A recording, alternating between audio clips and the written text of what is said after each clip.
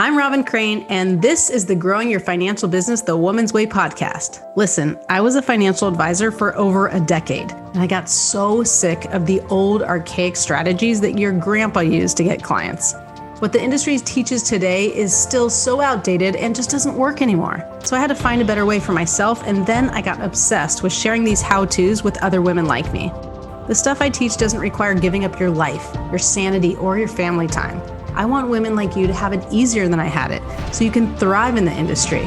I've now helped thousands of women grow their financial businesses to multiple six figures, some even seven figures per year. So on this podcast, you're going to get an inside look at how they did it so you can do it too. Let's dive into the show. I am so excited to bring you this special FEMM series in our podcast. FEMM stands for Female Empowered Moneymakers, and I launched this program back in 2016, and we have so many exciting and fun and interesting stories to share, so we're doing a special series. I brought one of my favorite people in the world to help me today and kind of co-host together, Lisa Chastain. She actually started my program in October of 2016, and she was actually in the hole as a financial advisor. She was making negative $300 a month when we looked at the numbers and averaged it out over a three-year period. And she was able to turn that around and in the first year make $128,000. So she's got a very special story, but also we talked about in this episode, what is happening with FEMM, what is changing in our world around our mission and what we want to do in this industry and how you could be a part of that and how you can learn from that. So buckle up. This is going to be an awesome episode. You're going to love it. Welcome to a very, very special episode of Growing Your Financial Business the Woman's Way. This is a FEMM episode. Not only is it a FEMM episode, we're actually going to have a whole FEMM series, and this is the beginning. And I brought on one of the OGs, as we call them in FEMM, Lisa Chastain. And I'll tell you a little about her, but we're going to talk a lot about just FEMM in general, what the heck that is and why you might want to know about it. And I promise you listening to this will be valuable and helpful and just motivating so that you can get bigger and better results, because FEMM stands for Female Empowered Moneymakers. So if you want to make more money and you want to feel more empowered, then this is a great episode for you. So let me bring in Lisa first, and then we'll go back to what the heck is FEMM and why are you talking about it. But Lisa joined FEMM back in the end, I think, of 2016. Does that sound accurate? Yes. October 2016. Okay. See, she knows the dates like I know dates. And actually, you one up me there. So October 2016. And back then I think I did have my RAP program, right? My Revenue Accelerator program, but it was a different version of it. And it was kind of more like a course than anything else, with maybe a little bit of coaching, and very different than the way it is today. And you, to give the end result, we'll start with to hook them there, is that Lisa came in basically after being in the financial industry for 3 years, not making money. In fact, going broke, being in the financial industry, essentially, spending more than she was making. So she was dipping into a retirement account every single month, every single year for those 3 years. And, I had said that, FEMM is kind of higher caliber, and she didn't think she was making enough money to even be part of the program. And I saw this amazing just potential in her. And it's not about how much money you make. It's just one of the things that we use as criteria just to kind of know if it might be the right fit. Again, going in the opposite direction financially for her financial business. And when she started, she made $10,000 in the first 3 months, which was bigger, more money than she'd ever made. And then over the next 12 months, $128,000. So she did six figures in her first year, just starting from FEMM after never making, I think, more than $54,000 in her life. So, so that's the overview. But tell them a little about your experience, with just your experience with FEMM and how it really helped you, and even just kind of set the trajectory for your life, because you have gone in a different direction as well. Yeah, well, I was thinking about this before the interview, and I can say without a doubt, without any hesitation, that I would not be who I am today, and I would not be where I am today without you and FEMM. There is no question. It altered the course of my life for two reasons. One, the coaching and the information that you provide, Robin, is second to none. You are one of the best sales women on the planet. And in the finance industry, I did not know how to sell, and I wasn't in a healthy conversation about sales. And you really helped me shift that for the rest. Like, it altered the course of my life, learning how to sell for my business. And then also the community, which I'm a FEMM for life. I was FEMM 3, and then I don't remember a few more FEMMs after that. And then I've coached and mentored for FEMM. It's such a special group of women, and being a part of that community saved my life. I know that sounds over dramatic, but it's true. I didn't know what I was going to do with my life. I didn't know what I was going to do with my career. The combination of you and Trevor, and then also the FEMM community, I am where I am today because of all of that. And the sky's the limit. Yeah. And what I didn't mention is that Lisa is a best-selling author, #1 best-selling author. She's been Oprah Magazine, Entrepreneur, Fortune. I mean, probably I won't know all the mentions and all the magazines and all the different media outlets, but I mean, I didn't ask for her bio because we're just like best friends now. But it's like she's known as the millennial women, or millennial money coach for women. How would you say it? Did I say that right? Yeah. I mean, right now I started out as a millennial. What was it? Millennial money coach, I think is what we called me back in the day. And now it's really just extended to, I'm on a mission for women to become the financial leaders of their lives and the financial leaders of the world. That's my mission today. Yeah, so she jumped into FEMM and actually very early on, like, decided that she wanted to do more money coaching. And I had done a lot of money coaching, kind of paved the path for that. So she's like, okay, this is possible. And she's just made it better and better. Like, she used I know you use some of my stuff and money type quiz and things like that, but then like has created this incredible program and incredible name for yourself, influencer, especially in the Las Vegas area, and very well known on social media and all the things. So yeah, it's been incredible to see the growth there. And I know there's a lot of personal things that you can share about what's transformed in your life, not just the financial stuff. But I want to just take a step back and fulfill my promise around what FEMM is. And then Lisa, you can talk more about kind of the identity of FEMM and how, what's kind of, how it's affected your life, I guess. But let me tell you, first, all of you listening, about what FEMM is. So I started FEMM, like Lisa said, she was FEMM 3. We used to count them back, when we started. The first FEMM started in actually February of 2016. So you were near the end of that year. But that was our first FEMM. It was a 6-month program. I came up with this idea of female empowered moneymakers because I at the time wasn't just working with financial advisors. I was looking to help women and make more money. And what I realized as a financial advisor myself was that I was really stressed about helping people with their, managing their money and helping people with their money in a lot of regards, especially when the market went down. And I also had a lot of challenges. You mentioned sales, like had a lot of challenges when it came to sales. Like, I just didn't want to be salesy. I didn't want to be manipulative. I didn't, get to become a financial advisor because I wanted more money. Like, that felt greedy. I really wanted to help people. And then I realized I kind of had clients who also had businesses, and I realized I was much better at helping them make more money than I was at actually helping them grow their money and invest their money. And so I started helping them with sales and helping them with marketing. And, there's always, and I did a ton of personal development so that I couldn't help them with their mindset. And then I decided, based on help from my coach, that I should do a group program, and it would be called FEMM, and it would help female entrepreneurs grow their businesses. And that's really how it started. And, was really successful from the get-go.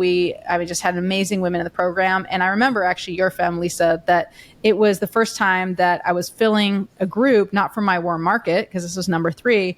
It was actually, I was filling it from Facebook ads and from other marketing sources, which I was like, am I going to be able to get the same type of women? Because we were like, FEMM now is an identity. FEMM means something. Like, we're not just female empowered money makers. Like, we want to make a difference in this world. We want to make, such a bigger impact, but also like, we want to get paid for it. We don't want to just be giving. We're going to give more because we make more, and we're going to help more people and all these things. And so that identity, I was like, can we find these people and the people I don't already know? And you were of that group, that cohort that, came from online marketing on Facebook, that, and when we had our first conversation, I was like, oh my gosh, she's such a femme, because it was now an identity, and I could just I could see it, before you could. So tell us, a little bit about your experience. And actually, let me say one more thing about FEMM. And the reason we're doing this FEMM series podcast is because we're actually going to have the last FEMM. And this is very hard for me to say and sad for me to say.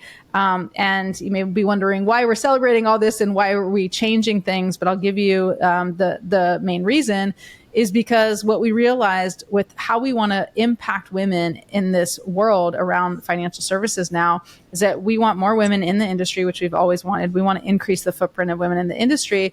We want them to be able to succeed more. And what we've realized by just kind of going from, let's say, Facebook ads, like outside in to the industry, it's hard to get people to know this exists and I exist and we have this stuff, just going to a very small percentage of the industry, which is maybe 20 to 24%. So we're going to open up our business to be helping men and women in still the woman's way, in a way where it's really serving clients at the highest level, helping them be more empowered, not all around transactions. And that we think the way we can actually help more women is not just by helping women, which is a really weird thing for me to say. But what we came to realize is that if we can get to having men shift the industry as well and bring more women in, not just women, but also minorities, and be more accommodating to how we do business and a nurturing way of doing business, then it's going to be much more inviting for women to be in the industry and stay in the industry. So we're shifting our model a bit, and the goal is still the same, the mission is still the same, but we really believe that this is going to help us impact more women by not just working with women. So anyway, that's bringing you guys up to date with what's going on. Yeah, give me some thoughts on that, and then we'll go back to your experience. But because this was a really hard decision for me, as you know. Now I'm interviewing me while you're watching, and then changing the interview to interview myself. No, just kidding. But go ahead. You tell me your thoughts about that and the industry as a whole and the needs that we have for this industry. Yeah. Rewind to 2015, 2016, and the world was a different place. And women needed a place to come together and learn and take this on, take business on, take money on. And I wholeheartedly believe, because of the work that you've been doing in the financial industry and for business owners, the work that I've been doing, that collectively women have come together and say, we're going to take this conversation on. Almost, not even quite 10 years later, the world has shifted in so many ways. It's not the same world that it was 10 years ago. And I wholeheartedly believe that, and your husband's a good example of this, and my husband's a good example of this, is that we cannot be successful without men. So we had to do the work on our own, I think, to create a voice, to create a conversation, to say, hey, we can do this. And now I think that we're away from female empowerment and into leadership.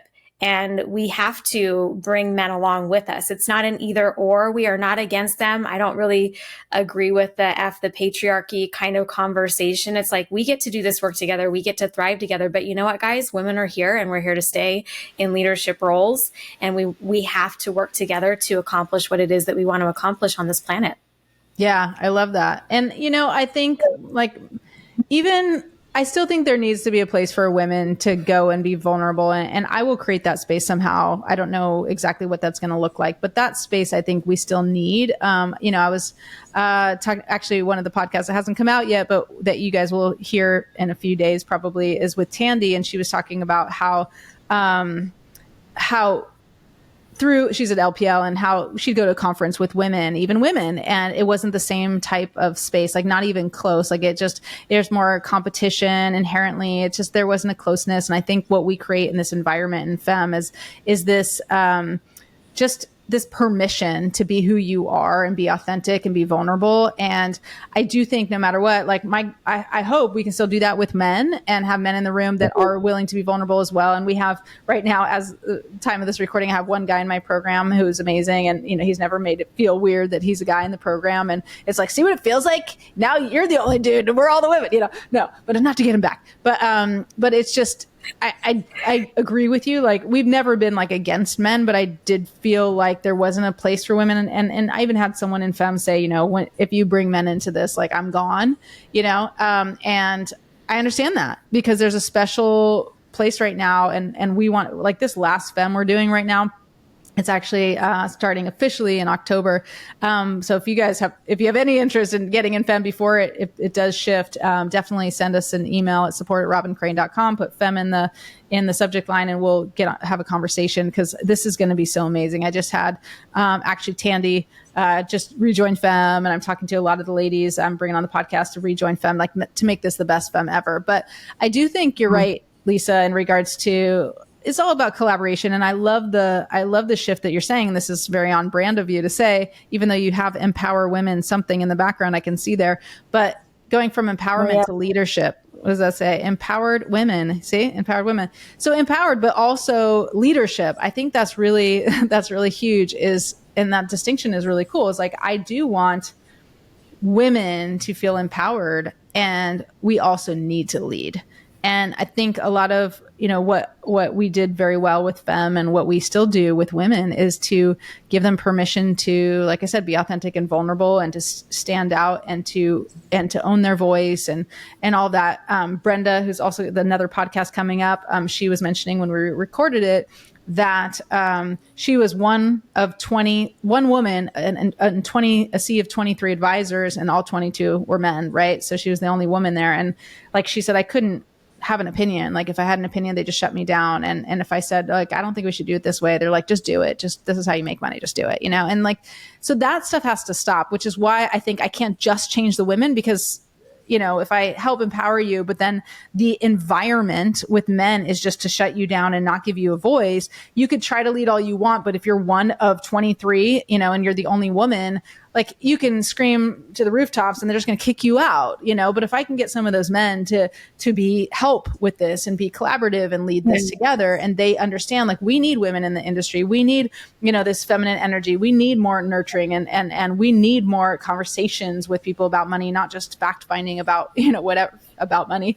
And they see that, and I can get my hands on helping some of these men. I think it's going to make it a better home for women overall. And now there's a place for them to lead with a lot more traction. So that's the new vision, as far as the how to get there, is, like you said, is that we need men to be part of this mission. And the second person I had on this women's podcast was Ron Carson, and from Carson Group. And he's clearly a man, and totally, not only was he talking about how important it is to have women be more successful in the industry, but also minorities, and like how, like, we have to shift the industry as a whole. And so it's just bigger than what I started with, and I think that's why we're going in that direction. But I do think this is a very special time for us to still claim our last FEMM together with all women. So any thoughts on that, or just, you can transition into your story if you'd like. Well, I just think it's appropriate in business, Robin. You're leading the way. You've always done that, and that you're saying, hey, it's a new market, it's a new world, and you're making the necessary shifts that you need to make to acknowledge that. So it's a huge lesson for all of us to say, we get to be inclusive of all conversations, and the best way for us to transform the world is to have everyone at the table. We can't do it by excluding ourselves. So I'm super excited for the direction that you're taking your company and the conversation into the world of finance. And there will still be a place for FEMM. I think that it's not gone forever. I just think that it's in transition. And how many businesses, T-Mobile just laid off 5,000 people today. How many businesses are making necessary shifts to be able to break into this new economy, whatever that's going to look like? So I'm super excited. Honestly, I'm not sad. I'm celebrating you and the growth that you're on. And I think as FEMMs and FEMM alumni, we can come together and figure out who we can be for this new movement, for this new industry, because it's changing rapidly. Yeah, for sure. So tell them a little about your experience, like, just from, because now you're alumni, you're FEMM for life, all those, but like, where were you at? Tell them a little bit where you were at, and kind of what has transformed for you over the years, and definitely, whatever you're willing to share as far as the personal stuff as well. I think that's really important, because that's your life, right? Yeah. I don't even recognize myself anymore, honestly. Like, there's been so many changes. When we first met in 2016, I was still married to my first husband. My son, Connor, 2016, Connor was 8-ish. Like 7, 8, so middle of elementary school. And I was really struggling. So in my business, I had made the decision that so many people make the decision to go into business with their friend. And I was in a private wealth management firm. And what I know now that I didn't know then is I was being challenged across the board in my life for so many reasons. When it comes to wealth and wealth creation and money, I was a fish out of water.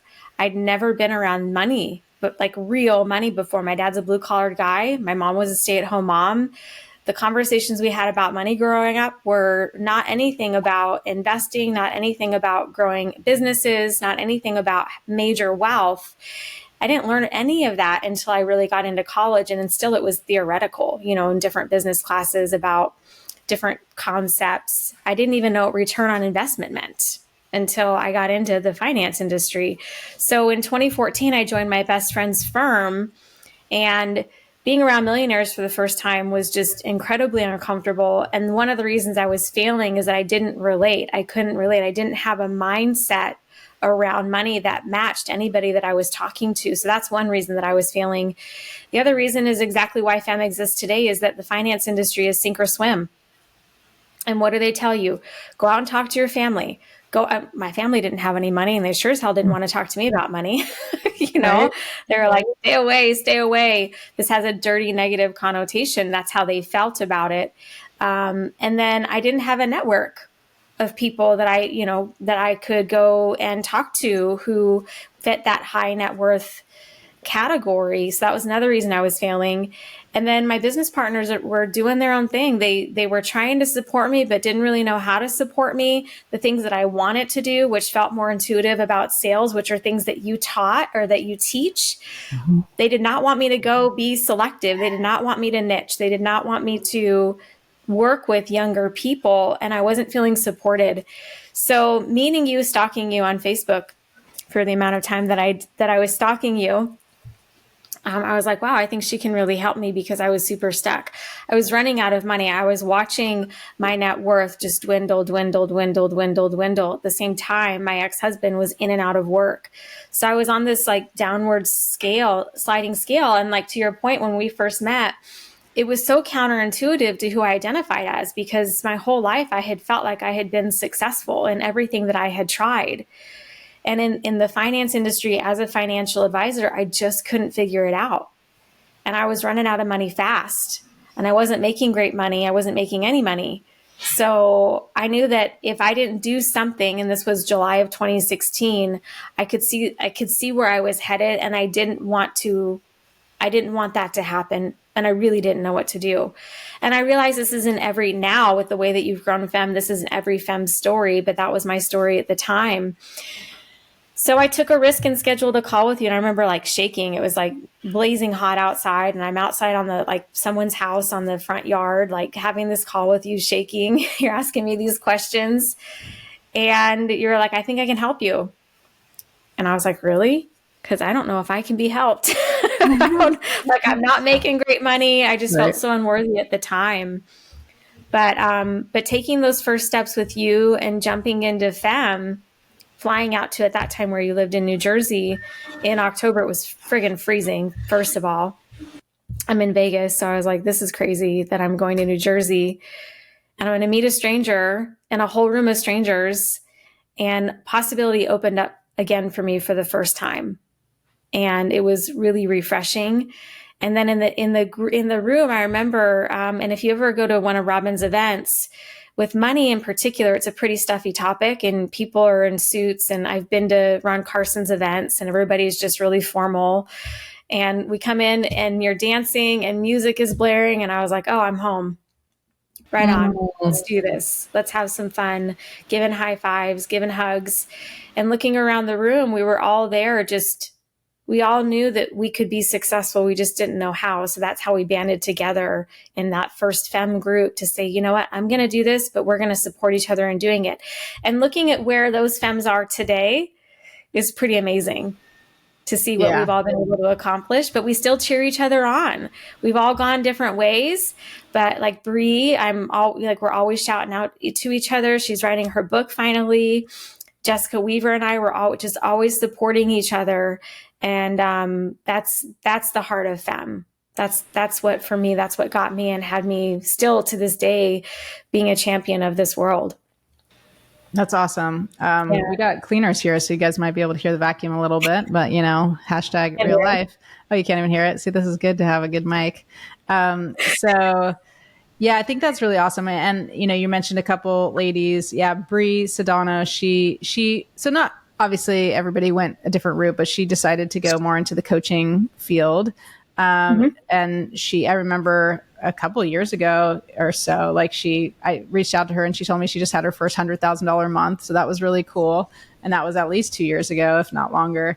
And then, Jessica Weaver, some people know, she started her own firm, and she has a women's wealth boutique, and she's doing extremely well. And actually a lot of the FEMMs have gone to partner with her and be under her firm. So it's so cool to see that growth, and the compounding is just insane. Like I always talk about how, when you invest in your business, it's such a bigger compounding, and it's not really investing in your business, it's more investing in yourself, but then investing in the market. And I can use that comparison all the time because, with financial advisors, like everyone knows, we try to get a 10% return, and that 10% is never, constant. But if you got it 10% every year after year, like it's pretty decent compounding. But if you can take someone like Lisa or someone like Bree or someone like Jessica and help them double, triple, quadruple their business, well, that's a little bit different on the compounding front. I was looking at just one of my clients recently who, like, she just got about 2 million, and she paid $20,000 to work with me.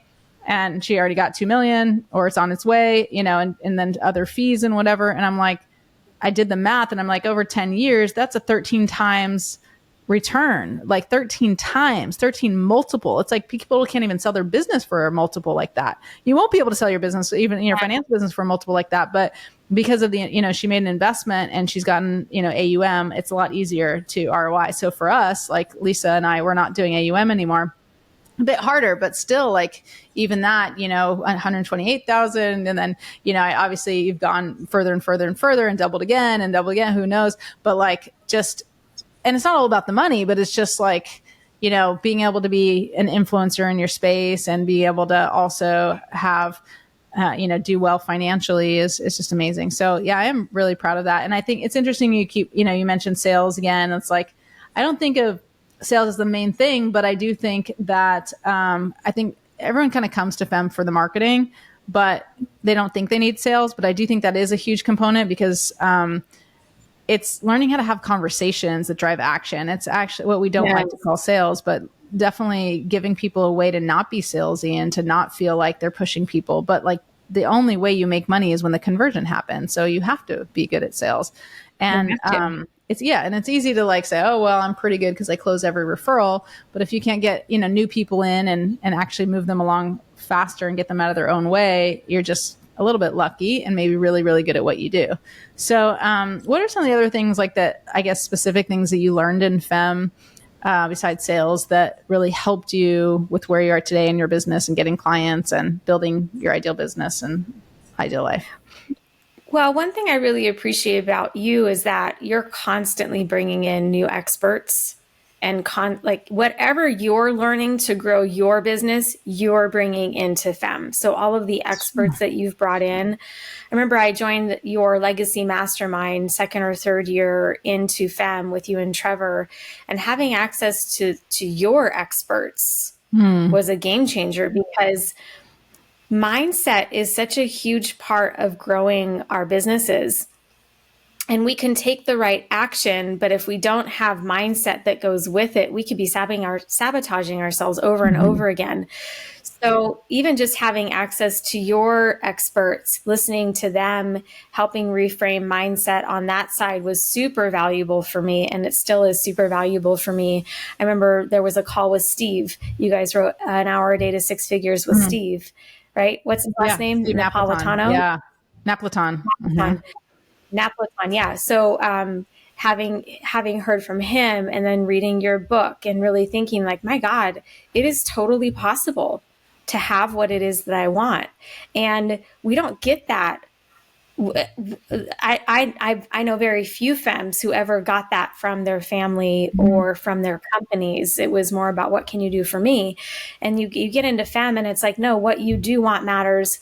What you think you can do is possible. And we're going to figure it out and make it happen as a team and as a group and bring in whatever experts. So the mindset was huge. huge, huge, huge. You having been through Tony Robbins, you investing in neurolinguistic programming encouraged me to go out and get my certifications in neurolinguistic programming. So I think it's really important to say that this is a group of people who are leveling up across the board in our lives.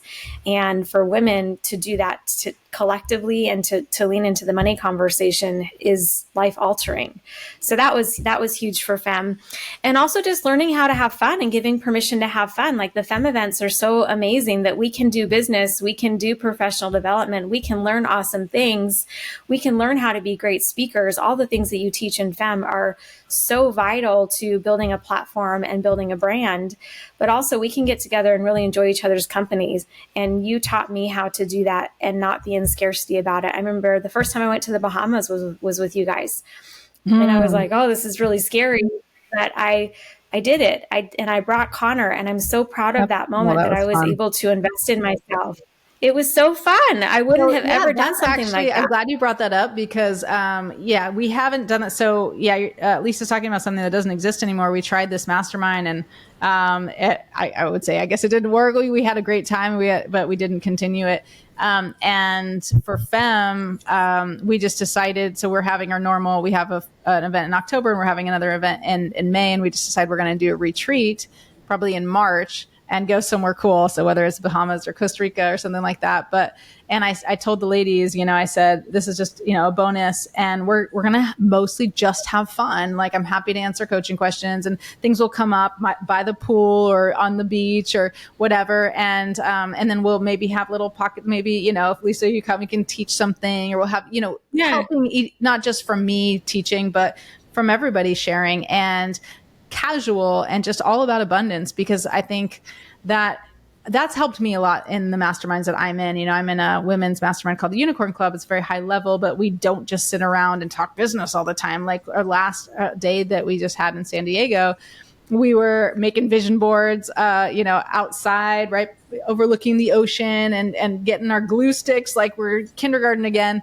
And it was awesome. And just hanging out by the pool and talking to JJ Virgin and just talking about her new book that's going to come out. So we're like talking about really cool, big ideas and big things and talking about promoting books and, how like a 3-year timeline of promotion. And I was talking to Sage Levine, who has a very successful business. And I probably know none of you guys are going to know these people, but, big influencers, like just talking about just how she's structuring her business. And now I can like go and WhatsApp her and ask her, hey, what do you think about this? So that community for me has been so huge. And the abundance factor of seeing where these women are and that they're not just like have their head in a book, just trying to learn. It's so much about the experience that gets us to shift our mindset about what is possible and then just create it. And actually like with way less complexity, especially financial advisors. It's like, man, you guys make things complicated. It's like, okay, all we got 3 parts of business. We got lead, sales, and fulfillment. Like, that's it, baby. Like, let's get them more people, more qualified people to talk to.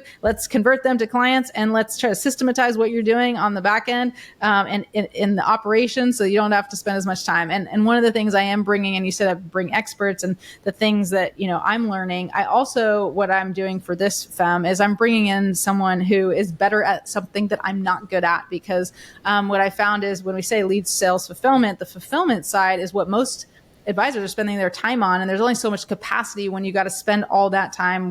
Hopefully it's not doing paperwork and you have someone on your team doing that, but even the other stuff of like how long it takes for onboarding and what's the whole process to go from, that meeting to the next, and how you do your financial planning stuff and how you even get referral, like all these things. And like, there's systems that we can put into place. And I'm not the best at that. I'm good at creating the systems for marketing and sales, but even that, I'm not like completely like we have really amazing systems, but like the operations side is not my thing. And so we're bringing in someone, and we haven't finalized it, so I can't announce it yet, but an incredible person to help with that side. And because I want there to be more efficiency, I want there to be more streamlining. I know financial advisors don't want to spend a lot of time marketing themselves. They don't want to spend a lot of time, like, especially on social media and doing all this branding stuff that we do a lot, but it's like, they got to manage like hundreds of clients sometimes. every year, year after year. So like the more we can systematize that and streamline that, the more we can free up time so they can go get another 5 to 10 ideal clients and then just create their ideal business. Actually, Tandy, I was just talking about, again, the podcast we recorded, but it hasn't come out yet. And I said she did 10 million in 10 months and then more beyond that. But then, she took a break from FEMM. I talked to her after the podcast and I was like, hey, by the way, do you want to talk about FEMM? And so we talked about it. And I said, she rejoined. The way she told me today, this morning, actually, she just told me, and I got on the call with her and she said, I want to repeat. So I was like, does that mean you're in?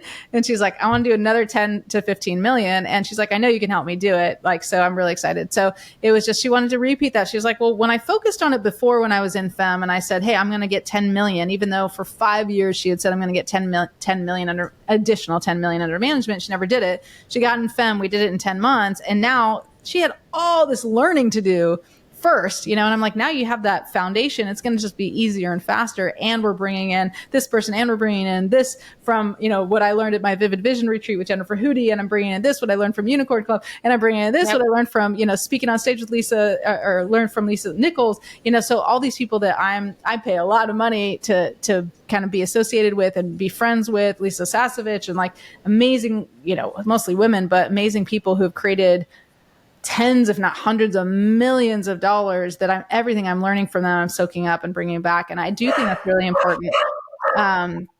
As your dogs start barking, I'll tell one more story. And I sent this in an email, but I was mentioning how, I sent an email out about Alex Hormozi, and like pretty much everyone in the entrepreneurship and marketing world knows this guy because he just launched a new book. It was the biggest launch maybe in history. I don't know if I can claim that, but it was like definitely went down in history as like a huge event and very successful.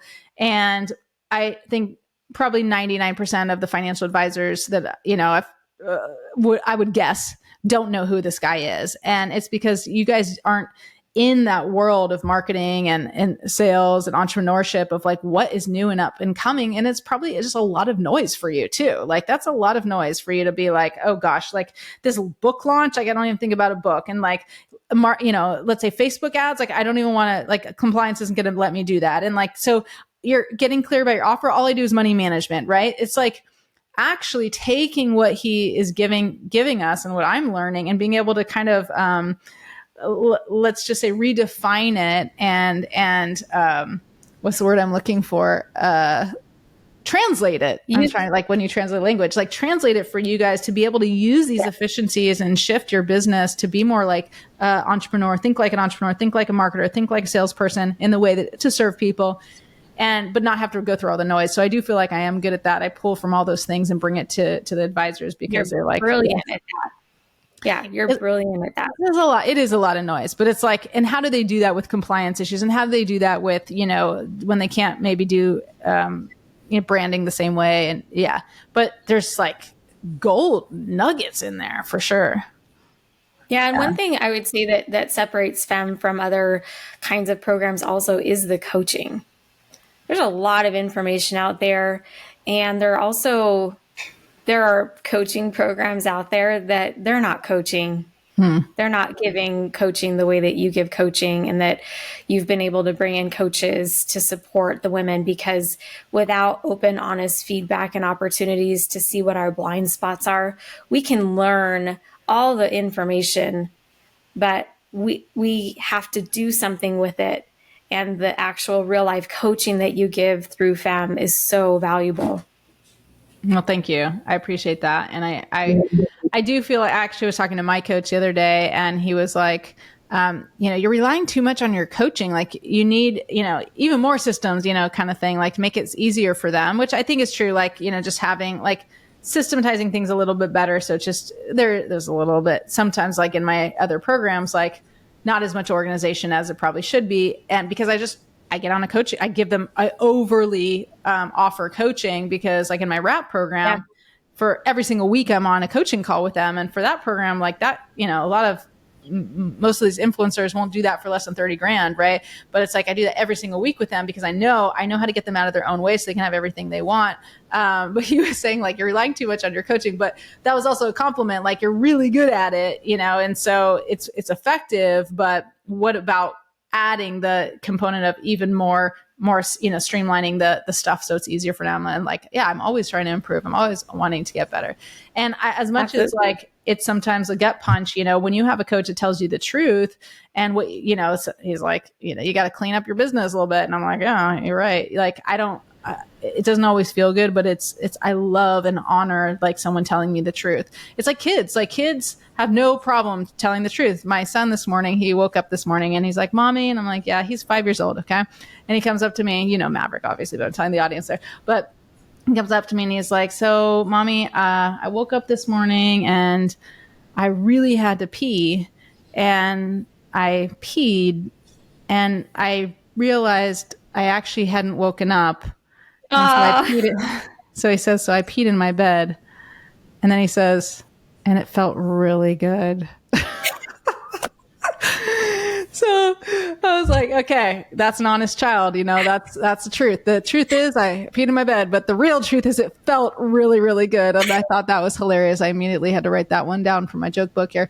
But I'm like, yeah, but he tells the truth. Like, it wasn't, Mommy, I made a big mistake. I peed in my bed. It was just, and he wasn't like proud of it. He was just honest. Like, he was just, yeah. All right, I peed in my bed.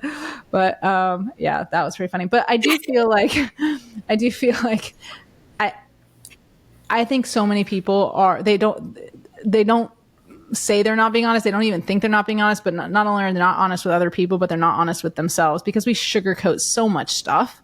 And, I do feel that one of the main things with FEMM is like, everybody is so real. Like, we're authentic. I said this earlier, but authentic and real and honest. I remember actually one of the FEMMs who you know very well, Denise Purdy. She was in FEMM 1 and FEMM 2 and 3 and 4. Like, she was in for a while. Actually a life coach before we were just doing financial advisors. And I once said, to be honest, and and she said, oh, I hate that saying. Like, I hate to be honest. Like, why would you have to say that if you're always honest? Why would you have to say to be honest? And so since that day, like, I probably have only said it twice. Like, sometimes I catch myself, but I rarely ever say that, because she's right. I'm like, wow, that's so good. It's like, you don't have to say to be honest if you're always honest. Just be honest. And then it's implied that you're honest. I'm like, that's really good, because people run that pattern.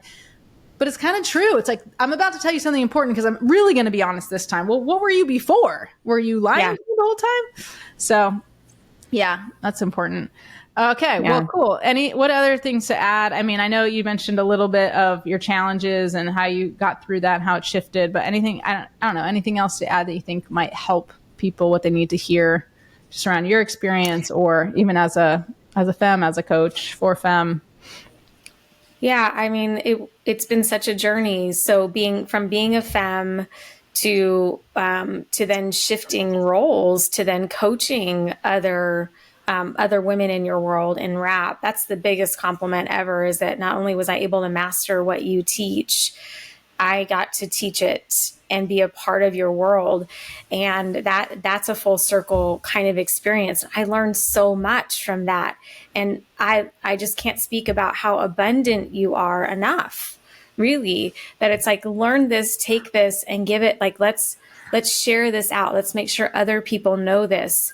Another part about the finance world is compliance. Can we say, you know what I mean? Can we like just lean into that for a second? Let's be honest. Let's be honest here. Let's be honest. To be honest. Let's be honest. Can I be honest? Can I be honest? You can be honest, please. Let's lean into just right now, for once, maybe just kind of be honest. Go ahead. Well, what's valuable about FEMM is to say, yes, make more money, help more people, which is the title of your book, which has helped so many people. And we're not going to let you off the hook. You get to have your ideal business, and you get to have your ideal life. Ideal business, ideal life. And in so many financial firms, that is not the conversation. And one thing that has been so helpful, that a part of FEMM, is that you've got women from different firms, different RIAs, different brokerages, different experiences going, well, this is how I got around this, and this is how I structured this, and this is how I figured this out. And that's so powerful to say that the business that you have today doesn't have to be the business that you have tomorrow. Mm-hmm. And let's make sure that we connect into what it is that you really want for your life. Mary Beth is such an amazing example of this, right? That you can be at a firm like Wells Fargo and work within it, but still create something that you want, that's for you. It doesn't have to be in the box. Get out of the box Compliance wants to keep you in the box. But there's some really creative ways that we can teach you how to operate inside your own business or leave, which a lot of women do. Not saying that's a benefit of FEMM per se, but to say, are you in the right place? Is it a right fit for you? And if not, just like, don't let fear stop you from getting into something that's a better fit for you. FEMM has that framework and that conversation of like, we're all here to help you win. Yeah.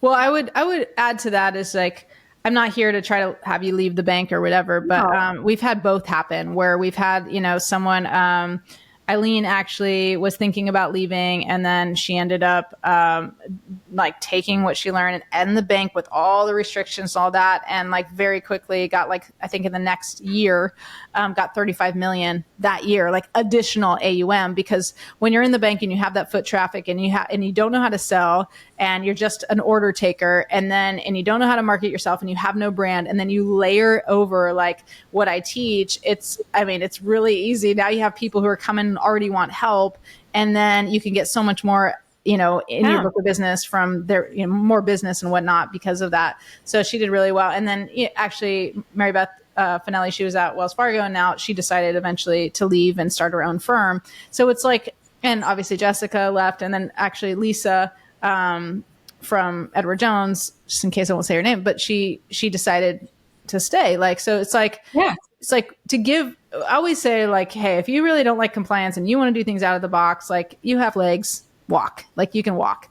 But the beauty is that if you already have the compliance, but you don't have the skills and tools to grow your business, or you already have compliance and all you have is like just, get referrals and whatever comes and you have no control over it, like you probably don't have your most ideal business and ideal life, And so if you have these skills and tools, and it's like, oh yeah, you can't unknow this. Now you know how to get clients, and you're like, oh, but compliance. So yeah, it's not an easy road. Like you have compliance, but you also get benefits probably from, if it's just a really strict compliance, it probably has a company that gives you other things because of it, like Edward Jones, like their good night programs, like they're giving you clients, Merrill Lynch, like they got the name, Goldman Sachs, like they're paying for the branding, like they built that brand. So ultra high net worth clients will see you, but then they're going to, zip up their pockets, pretty tightly and put a lock on them, because it's like, yeah, they're spending all the money building the brand. So I think it's not that usually the Goldman Sachs and Merrill Lynch are the best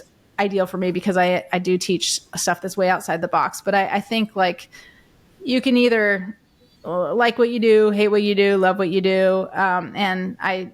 Or you can love what you do, or you can do what you love. Right. So I think it's like, if you're going to be in this industry, you might as well love what you do and do what you love, and figure out a way to make it work for you and have more control over your business and have more control over your life and all the systems. So that's what I think. Amen.